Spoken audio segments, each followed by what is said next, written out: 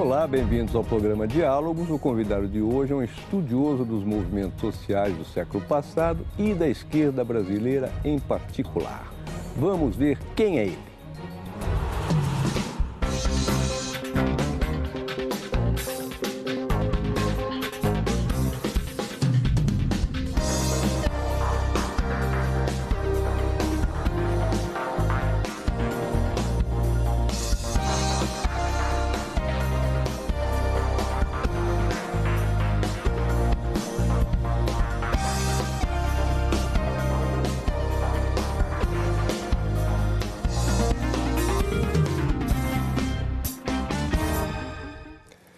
Temos aí o professor Daniel Arão Reis, é professor aposentado da Universidade Federal Fluminense, é um historiador, escritor. O último livro dele é esse aqui, deixa eu mostrar. É uma biografia de Luiz Carlos Prestes. Lançou faz uns 4, 5 meses, está indo muito bem nas livrarias. E o Daniel também foi um militante político, teve no exílio, foi banido durante a ditadura, enfim. Tem toda uma longa história. Obrigado por ter vindo aqui, professor. Sou eu que agradeço. Me diga uma coisa, a esquerda está numa crise horrível, pelo menos tudo indica que daqui a alguns dias a presidente vai ser destituída, né? 13 anos de um governo eleito pela esquerda, por um partido de esquerda. Como é que fica a esquerda brasileira? Bom, a encrenca é grande mesmo, né? Porque, embora o PT não resuma a esquerda, ele, sem dúvida, liderou, hegemonizou as esquerdas brasileiras e os 4 últimos presidentes eleitos, quadros do PT. A liderança do Lula inquestionável, né? Em relação às camadas populares que votavam, que começaram a votar pela primeira vez na história do Brasil que as esquerdas ganharam um voto substancial das camadas populares. Ou seja, e na medida em que o PT enveredou por esse caminho de conciliação com as elites dominantes no país e, posteriormente, inclusive, se financiou através de todo esse processo aí das maracutaias, né, como o próprio Lula falava, isso é uma carga muito forte. Mas é possível prever, ou é um exagero dizer que o PT está no fim, está acabando? Não, eu não acho isso. Eu acho que o PT tem muitas reservas, não só porque ele tem muita gente que estava descontente com os rumos. Eu cito o caso emblemático, por exemplo, do Olívio Dutra. É um líder popular, sindical também, embora dos bancários, não era operário, e que foi governador do Rio Grande do Sul e que nunca entrou nessa história, sempre se manteve numa linha crítica. Muitas outras lideranças do PT e muita gente nos escalões intermediários e de base. Tarso Genro também, né? Tarso Genro, outra liderança, Suplicy, né? Você tem muita gente que estava descontente com esse processo e que hoje poderá ser muito importante na reconstrução do PT. Eu, na minha opinião, para uma reinvenção do PT, para que ele fizesse uma autocrítica de fato, ele precisava sair do poder. Eu acho que o exercício do poder, às vezes, é muito importante e, às vezes, é muito deletério, né? Eu acho que o PT, sobretudo a partir do segundo governo Lula, mas no primeiro também da Dilma, ele entrou num circuito, né, de despolitização, abandonou completamente suas propostas reformistas, né? De sorte que isso aí, mesmo a distribuição de renda, as pessoas que ganhavam dinheiro se transformavam muito mais em consumidores do que em cidadãos. Havia uma despolitização deliberada do processo e isso estava fazendo muito mal às esquerdas, né? Agora, o senhor, desde os anos 90, só para relembrar, você estava no PT, dirigiu o diretório do Rio de Janeiro, e você percebeu isso. Um caso que ficou muito conhecido, mas depois foi abafado, que houve aqui uma roubalheira, prefeituras petistas aqui em São Paulo, foi denunciada por um militante, Paulo Venceslau, foi feita uma comissão de ética que falou, não, ele tem razão, da qual faziam parte Hélio Bicudo, Paul Singer e o Cardoso. O Cardoso. E você falou, isso é um absurdo, isso tudo é uma responsabilidade do Lula, você escreveu um texto pesado sobre isso. E você escreveu dizendo, não, isso aí é esse conluio com o poder está levando o PT a fazer disparates. É esse processo que aconteceu, você acha, em escala nacional? Ali nas prefeituras paulistas, esse processo começou, né? E ele foi muito incentivado por uma decisão do Lula e do José Dirceu em driblar uma resolução partidária. Havia uma resolução partidária que proibia o financiamento, que o PT procurasse financiamento das grandes empreiteiras e do sistema financeiro. E o Lula e o José Dirceu começaram a driblar essa resolução por baixo do pano e, finalmente, revogaram essa resolução na prática sob o argumento que pareceu poderoso a muitos, de que se não se fizesse isso, o PT não faria nunca a grande política, ficaria sempre à margem. Né? Então era um compromisso que você tinha que estabelecer para chegar lá.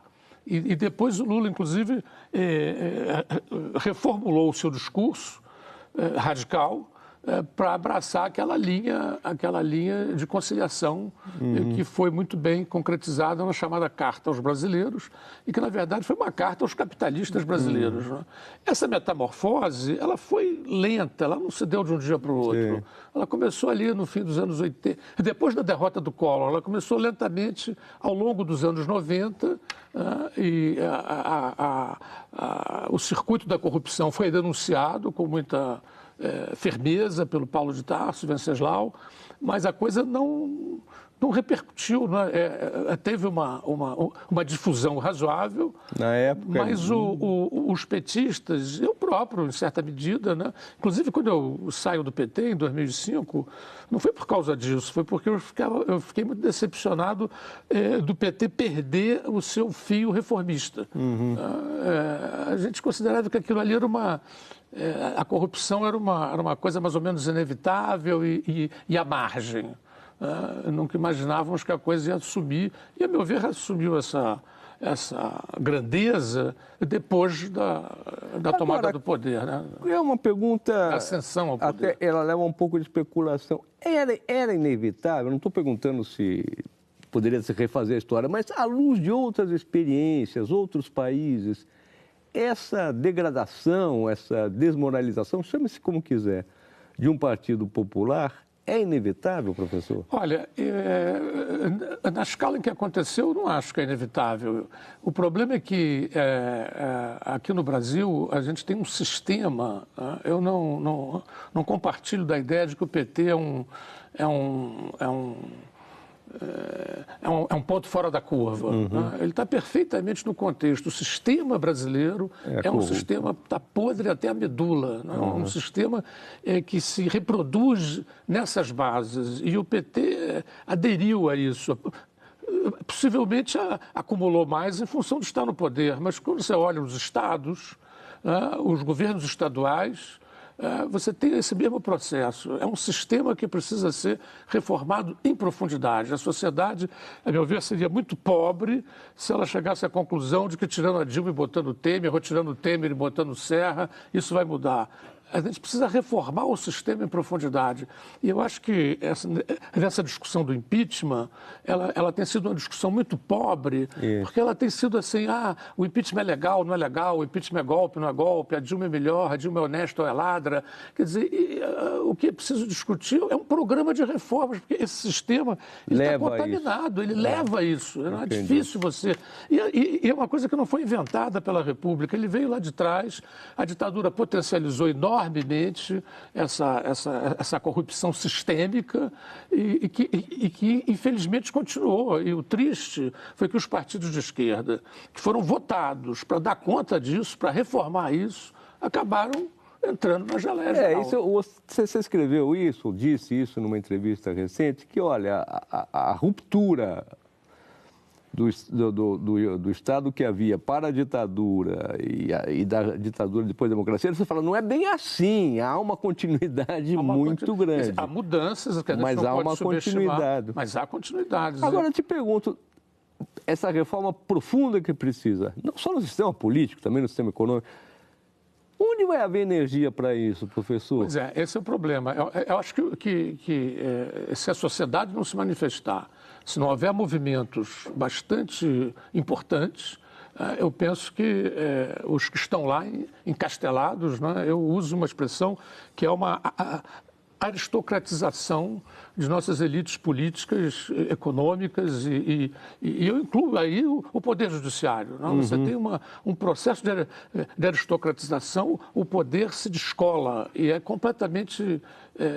fica completamente sem controles. Não é? O único controle que a gente tem é de 4 em 4 anos escolher um presidente, um deputado, um vereador. Um sistema viciado. Um sistema viciado. O poder econômico essas coligações nas eleições proporcionais é uma aberração. Você vota num partido e elege um candidato de outro partido. Então, eu acho que o que me inquieta, o que me angustia, quer dizer, de um lado, eu acho essa crise muito enriquecedora. Você está vendo uma politização do país inédita. Está todo mundo discutindo. Mas é uma discussão pobre, né? Pois é, mas é uma discussão que está empobrecida porque não apareceu ainda com vigor, embora difusamente ela esteja... pontos dela estejam ocorrendo, uma plataforma de reforma política, porque ela só vai sair se houver uma pressão muito grande em cima dessas elites. Se houver essa pressão, é bastante possível que elas pressionadas reformem, mas sem essa pressão e sem que a gente tenha uma plataforma de reforma política, essa crise pode acabar estremecendo e gerando um ratinho, né? Que é a substituição de uma cabeça por outra. Vamos fazer um pequeno intervalo, professor, e já voltamos com a nossa entrevista com o professor Daniel Arão Reis.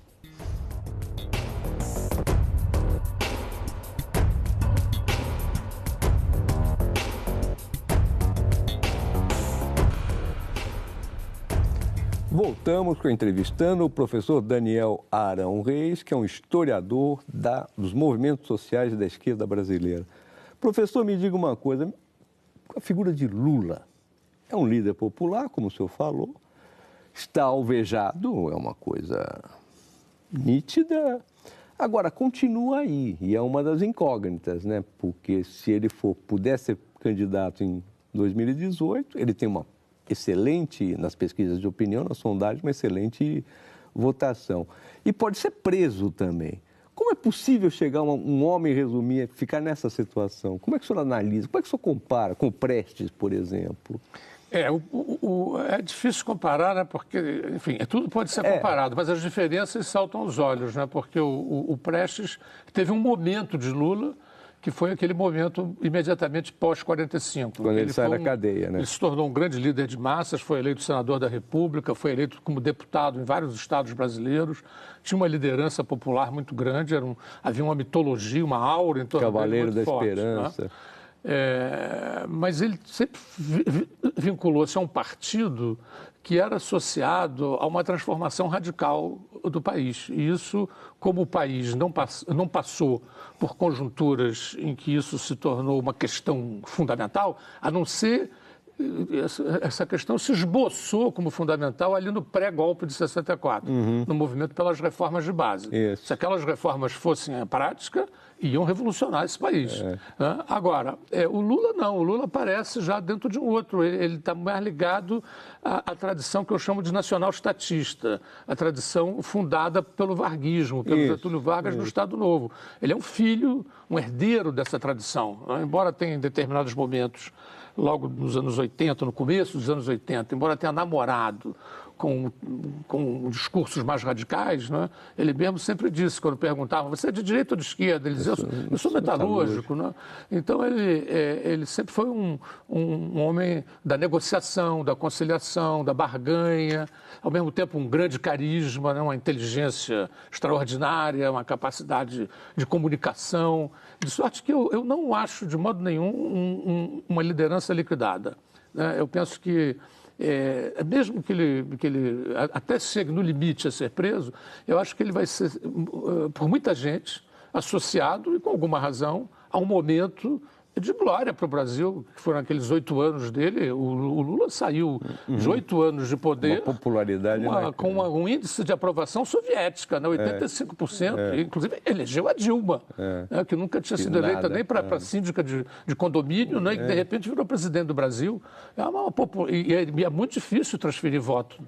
Mas com os ataques que são feitos a ele, isso diminui bastante, imagino. Diminui bastante, mas eu acho que ele vai ser sempre associado por camadas substantivas como um homem que promoveu uma distribuição de renda, que se interessou pela sorte dos pobres. Né? E quanto a essa coisa do envolvimento dele com a corrupção, francamente, eu penso que é um consenso em grande parte da sociedade brasileira que a corrupção é uma característica da grande maioria dos nossos políticos. Então, desse ponto de vista, o Lula pode ficar bastante afetado, sobretudo pelas inteligências mais críticas, né? Mas do ponto de vista das camadas populares, não estou subestimando a inteligência das camadas populares, em absoluto, mas que elas pensam muito nos seus interesses, e o homem defendeu os interesses delas, né? Lutou por esses interesses. Então, acho que ele preserva um capital político e que no bojo de uma campanha pode ser potencializado pela sua capacidade, pelo seu carisma. Agora, a esquerda está em crise no mundo todo, né? Começando pela América Latina, me parece que está chegando ao fim um ciclo desse nacional populismo aí, Chávez, Venezuela, Bolívia, Argentina, tudo isso está meio acabando, como o PT aqui. Agora, estão surgindo novas formas. Na Europa, você tem o Corbyn na Inglaterra, que é um Labour Party muito rejuvenescido. Na França, você tem o Mélenchon, o Syriza na Grécia, que já se ferrou, 5 estrelas na Itália, o Podemos na Espanha, e mesmo nos Estados Unidos, tem o fenômeno Bernie Sanders. No Brasil, você vê isso como sendo possível, um tipo de movimento assim? Olha, eu acho que as condições estão favoráveis a isso. Agora, as condições não fazem brotar nada automaticamente. Depende da capacidade de lideranças, delas aparecerem, formularem acertadamente, né? Às vezes você tem situações históricas que favorecem determinadas tendências, mas elas não aparecem automaticamente, mecanicamente. Então, eu acho que o grande desafio, eu tenho sempre dito isso, às esquerdas alternativas e aqueles que estavam numa posição alternativa dentro do PT, o grande desafio para eles serem capazes hoje de formular uma plataforma de reformas para esse país. Que sociedade nós queremos? A gente quer continuar vivendo nessas cidades, com esses transportes caríssimos e ineficientes? Queremos viver numa sociedade com essa saúde que nós temos, com essa educação que nós temos, né? ou com essa estrutura agrária baseada no agronegócio predador? Ou a gente quer mudar essa sociedade? Em que direção? Porque a verdade é que os governos petistas, né, eles acabaram camuflando em nome da conciliação, da geleia geral, isso tudo ficou ocultado, né? E era um jogo de ganha-ganha. Os capitalistas ganhavam muito, as camadas populares também ganhavam. Por exemplo, a universidade pública melhorou muito nesses anos Lula e Dilma, né? Então havia aqui uma satisfação de interesses imediatos e uma euforia de novo, quando a gente ganhou a Copa do Mundo, ganhamos as Olimpíadas, parecia que esse país tinha... Ia dar certo, né?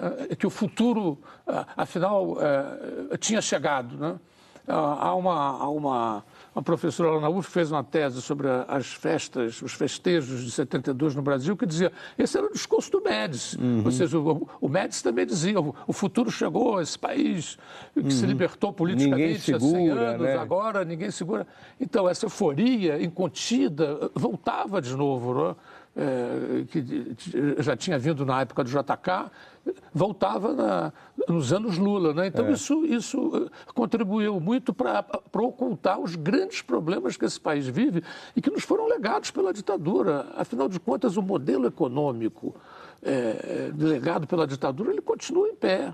e a centralização política, esses descolamentos essa aristocratização que você fala, né? Isso tudo é legado, né? Como você disse aí, né?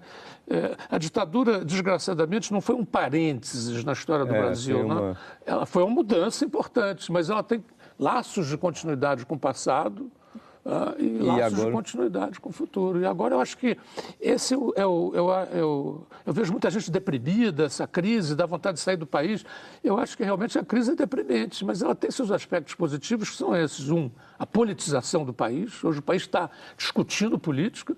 E segundo, a possibilidade da gente começar a discutir os problemas reais dessa sociedade. Qual a sua expectativa em relação ao eventual governo Temer? São muito baixas. Eu acho que vai ser o 6 pelo meia dúzia. O Temer estava com a Dilma. Até um mês atrás. Grande parte dos... Eu vejo alguns petistas dizerem esse pessoal agora vai tomar o poder. Eles já estavam no poder. A Dilma tinha 6 ministros do PMDB. Essa figura do Kassab era ministro da Dilma e agora quer continuar no mesmo ministério. Quer dizer, então, os quadros, os escalões intermediários, né, não... Eu acho que para a gente avançar, para a gente extrair a riqueza dessa crise, é preciso que realmente a sociedade comece a discutir os seus reais e profundos problemas. E eleja alguém com uma plataforma que toque nesses problemas. Que seja capaz de formular uma plataforma que a gente discuta se é boa, se é ruim, né? Mas que realmente você possa ter ali uma promessa de futuro. Né? Porque esse país, como está, com esses cacos da ditadura enfiados nesse corpo democrático, ele não tem muito espaço. Como você vê essa reforma profunda que precisa ser feita? É possível fazê-la com esse Congresso? Que nós vimos a Câmara, o que foi a votação do impeachment. Com aquelas pessoas é possível mudar alguma coisa, professor? O velho Ulisses dizia, né, quando a voz rouca das ruas troa, né, esse Congresso se curva. Eu penso que é preciso que os movimentos sociais se desencadeiem. E acho que eles têm condições de prevalecer desde que agrupados em torno de uma plataforma de reforma política que envolva o fim das coligações proporcionais, que envolva a redução dos mandatos, que envolva o fim dos financiamentos. Bom, isso já foi conseguido pelo Supremo Tribunal. Você vê até que ponto nós chegamos. Uma das principais reformas era essa, acabar com o financiamento das grandes empresas às campanhas eleitorais. Então, você tem aí acabar com a reeleição, né, que é uma coisa que já está mais ou menos virando consensual. Então, eu acho que você tem alguns pontos que precisam ser amarrados aí, que definam a reforma política, porque eu acho que isso é uma preliminar. Porque com esse sistema político apodrecido até a medula, a gente não tem muito futuro. Agora, aí vão vir também a discussão de outras grandes questões, né? Como a gente pode viver em cidades menos hostis, né? Que não como a gente funcionam, pode ter uma agricultura menos depredadora, né? Como é que a gente...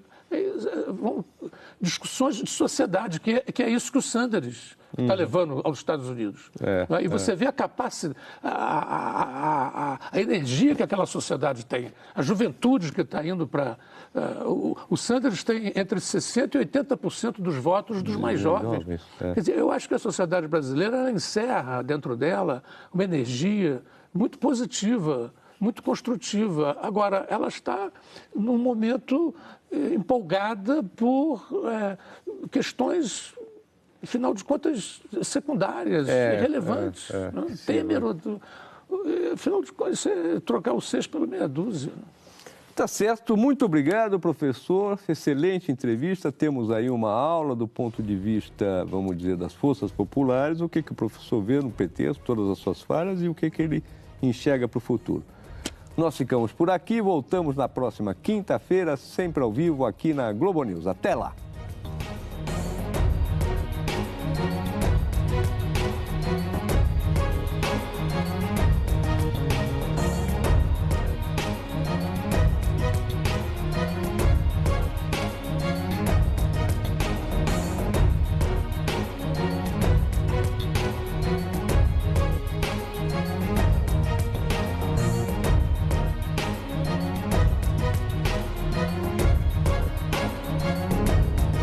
ele, sem dúvida, liderou, hegemonizou as esquerdas brasileiras e os quatro últimos presidentes eleitos, quadros do PT. A liderança do Lula inquestionável, né, em relação às camadas populares que votavam, que começaram a votar pela primeira vez na história do Brasil que as esquerdas ganharam um voto substancial das camadas populares. Ou seja, e na medida em que o PT enveredou por esse caminho de conciliação com as elites dominantes no país.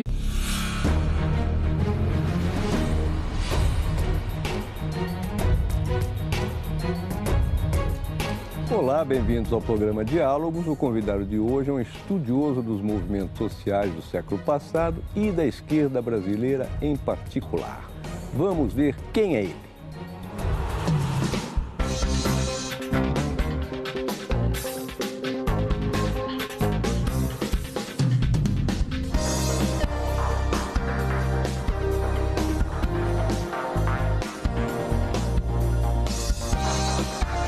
Militante político, teve no exílio, foi banido durante a ditadura, enfim, tem toda uma longa história. Obrigado por ter vindo aqui, professor.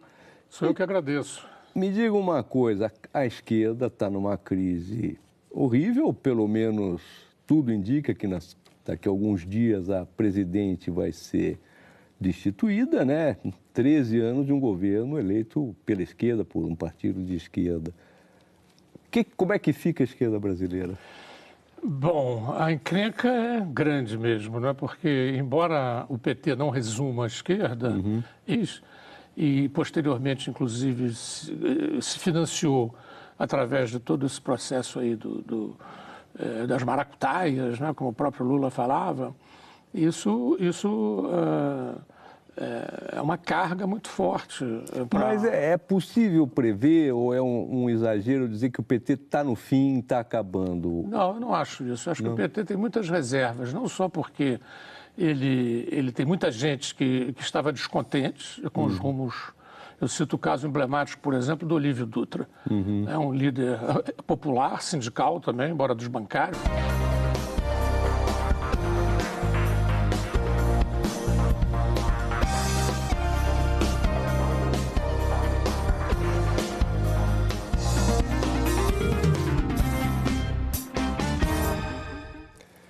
Temos aí o professor Daniel Arão Reis, é professor aposentado da Universidade Federal Fluminense, é um historiador, escritor. O último livro dele é esse aqui, deixa eu mostrar. É uma biografia de Luiz Carlos Prestes.